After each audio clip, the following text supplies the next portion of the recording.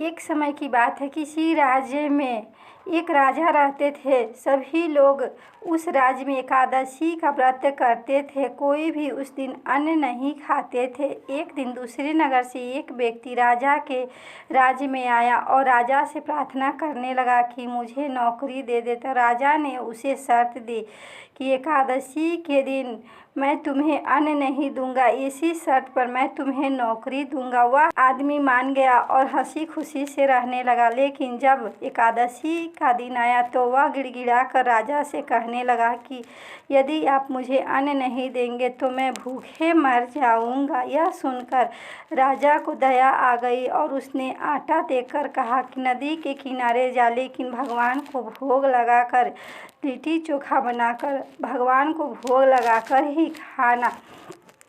तब उसने वैसा ही किया। जब दूसरी बार एकादशी आई तो वह बोला कि थोड़ा ज़्यादा ही दे दीजिएगा, क्योंकि मेरा पेट नहीं भरा था। मैं भगवान को बुलाया तो माता भी आई थी।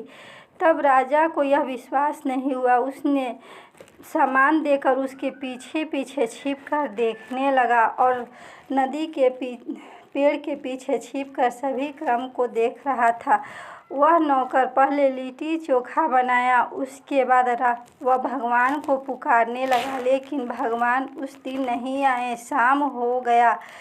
तब वह आदमी बोला कि यदि भगवान आप आज नहीं आएंगे तो मैं इस नदी में कूदकर अपने प्राण दे दूंगा। जैसे ही वह नौकर नदी की ओर बढ़ा, तभी भगवान श्री नारायण प्रकट हो गए और उन्होंने अपने भक्त के द्वारा बनाया तथा भोजन को ग्रहण किया। भोजन करने के बाद वह उस नौकर को अपने साथ अपने धाम ले गए।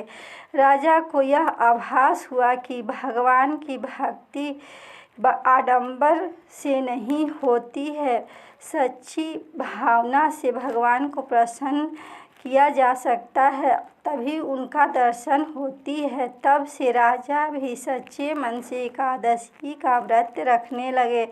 अंत में उन्हें भी स्वर्ग की प्राप्ति हुई। धन्यवाद।